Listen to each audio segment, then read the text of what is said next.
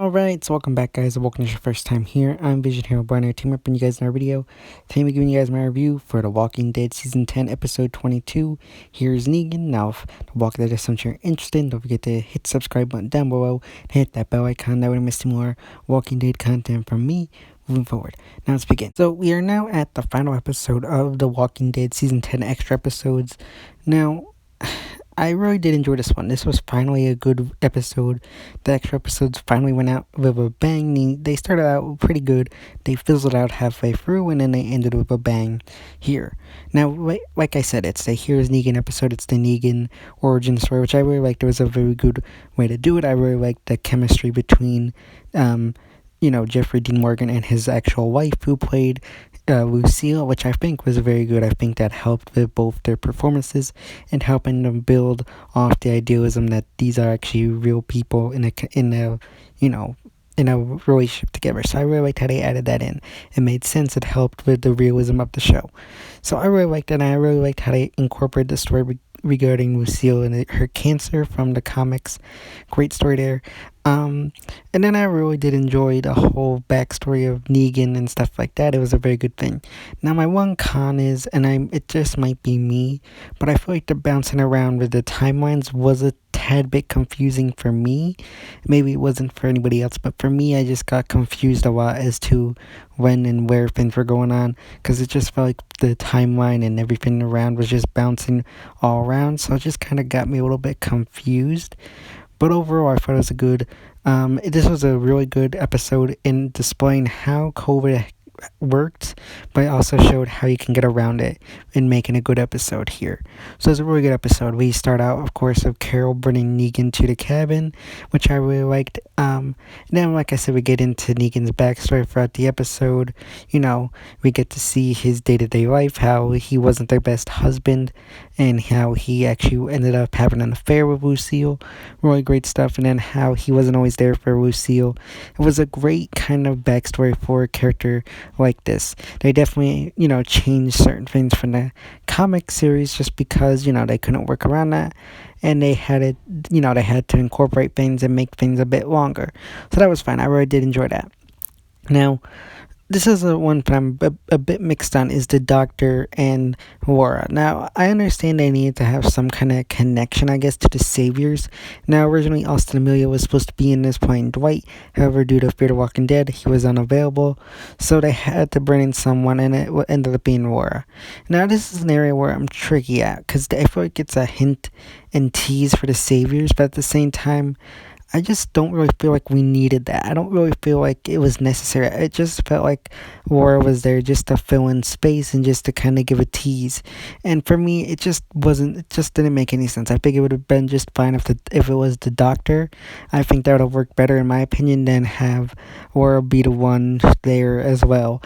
It just seemed like they needed her there. She just felt like a red shirt altogether, so it just didn't feel right. I guess they needed a reason for the Doctor to be, vulnerable later on in the episode, but at the same time, I just didn't care.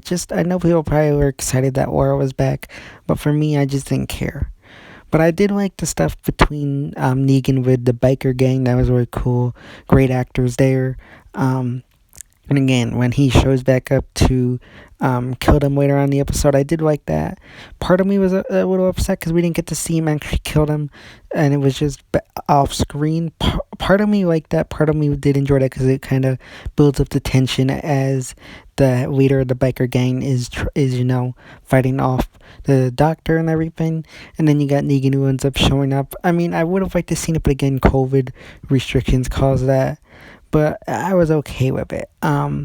But then again, I think the best part of the episode comes at the end when Negan finally confronts the leader of the biker gang, and you get that long backstory regarding him and his and beating up the student of one of his, because he was a gym teacher and he would beat up the student of the parent of one of his students, which I really liked. I really liked how they incorporated the whole thing about him and his wife having this whole favorite song. I really liked that, and might just be me, but that song now like has a completely different meaning now. Like I'll never look at that song again or the same way again. So I really like that. Again, it was a really great Jeffrey Dean Morgan performance on on his part. It was a really good episode. Like I said, there was just a tad bit things here and there. Again, I really liked how to incorporate the whole thing with her and her medicine. That's how they put things into motion and everything. And then, the medicine ends up, not being able to survive due to this heat. And then you got Lucille, who ends up committing suicide, causing Negan to go into this and embrace his darker side. I really like that. It was a really great turn of events that made him go more onto the darker side, more turning into Negan that we know from episode 616. So I really like that. And I did really like how they got in the beginning of the episode where you had current Negan kind of hallucinating and talking to old Negan. Part of me liked that. Part of me didn't feel like it was necessary. So I kind of 50-50 on that one. But yeah, it was a really solid episode. Then we get to the end and he goes and digs up Lucille out in where the tree where him and Rick had their final showdown. Now, this is another area where I'm kind of like, I understand why they did this, like, because it comes from the comics and it was showing the end of the old Negan and the beginning of a new one. But at the same time, I don't know, it didn't really feel like it fit with the storytelling there that they were doing. So, in a way, it wasn't cool. It was alright, but at the same time, it was something I didn't care for. I understand what they're going for. I think what they're going for was fine, but at the same time, I don't know. It just kind of felt like out of nowhere at the end of the episode. But overall, it was okay. The Lucille bat ends up breaking, and he burns it and apologizes to his wife before he burns the baseball bat. So I really like that. It was a solid episode, solid storytelling. Just a few little kinks here and there that I personally didn't like where I felt like a pointless interaction there.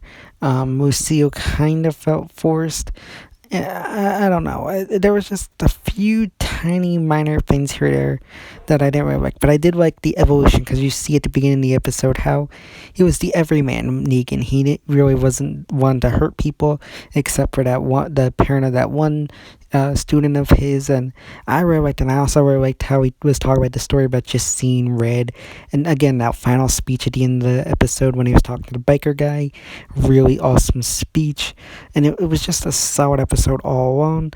And again, I really liked the whole thing about him, how there are no more walls, that he's the new person. At the end of the one con I do have with that speech, though, is I feel like they should have added in the iconic line from the comic where he says, "Here's Negan." I feel like that would have been a great line for the episode. Now, the episode ends with Negan returning to Alexandria. Now, at the beginning of the episode, it started with Carol bringing him to this cabin where we saw him for most of the present-day scenes of the episode. Now, part of me, I'm curious to see where this goes now that he has returned, but the other part of me feels like it would have been more interested to see what would happen to him out there, while he was in solitary.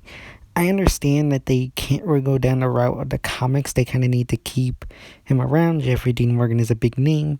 Everybody loves Negan for the most part. So I understand why they had to bring him back, but it just felt a bit out of place. Like, I feel like he shouldn't have returned. At the same time, though, I am curious to see what goes on next. I know they mentioned how Maggie might kill him, but I just don't see the point in that. It would just I don't know, feel out of place again. So I don't really hope they go down that route, but I'm very curious to see what goes on with Negan when in season 11. But overall, like I said, I think this was a solid episode. Just a few things here and there. I know a lot of people aren't going to agree with me on some of my cons here, but I feel like for me they're justified in certain things that I just personally did not like of the episode.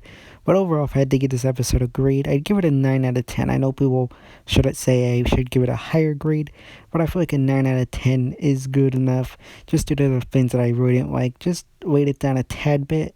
I could have given a 9.5 out of 10, but I'm going to give it a 9 out of 10 just because, like I said, certain things were kind of iffy for me, and I just didn't really like how certain things played out. But overall, like I said, it was a solid episode.